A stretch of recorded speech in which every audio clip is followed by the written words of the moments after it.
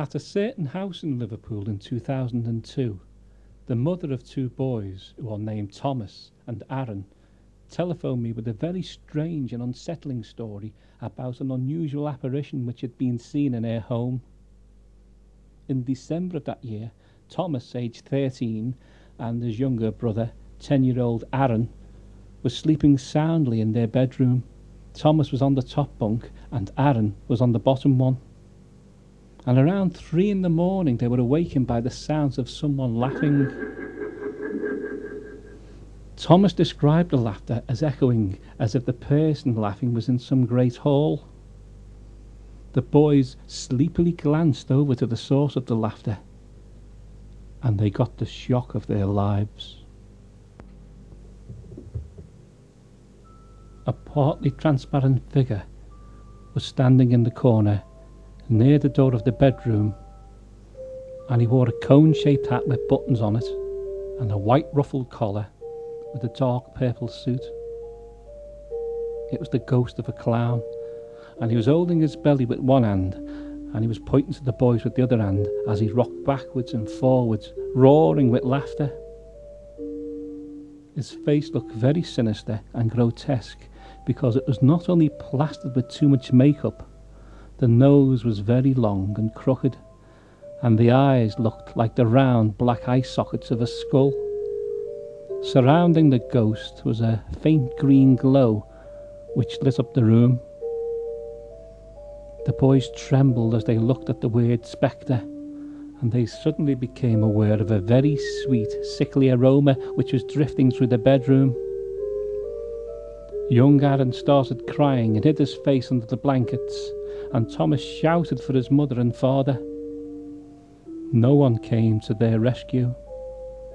The laughing clown continued to laugh hysterically, and the boys decided to make a run for it.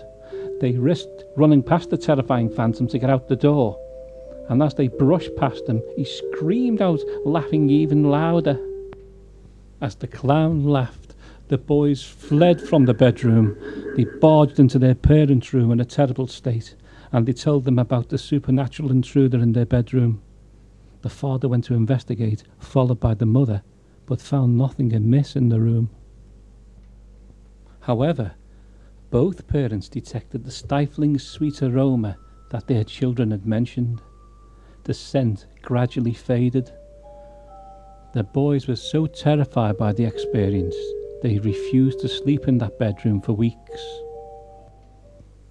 At the end of January, a 4-year-old cousin of the boys named Adam stayed at the house. He did not know about the ghostly clown and had not been told for obvious reasons. When he arrived at the house, Thomas and Aaron were staying at their grandmother's house, and they were not even aware that little Adam was staying at their parents' home.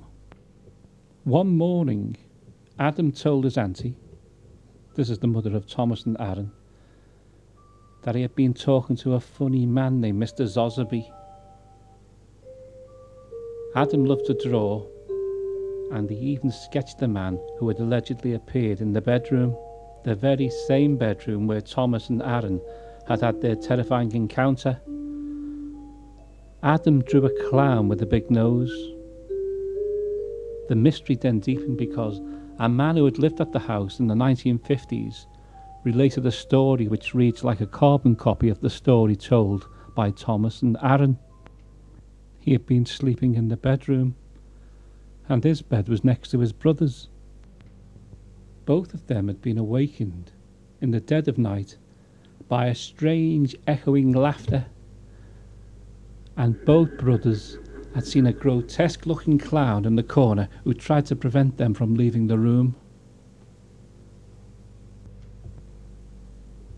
I looked through the old electoral registers and scanned many old documents in an attempt to throw some light on the mystery, and I discovered that in the early 1900s, at the very house where the laughing clown puts in a supernatural appearance, there once lived a Czechoslovakian circus entertainer named Freddie Zozzaby. The name Zozzaby is derived from the Czech word Zozzaby, meaning a big nose. Freddie Zozzaby's trademark as a clown was his naturally overlarge nose. But what did the sweet sickly aroma that invaded the bedroom signify? Was it the smell of grease paint, I wondered? Well, the person who saw the ghost in the 1950s later visited an undertaker's when his father died. His father was embalmed, and he was put in an open coffin, and the body smelled exactly the same as that sickly, sweet aroma that he had smelt a few years before. It was embalming fluid.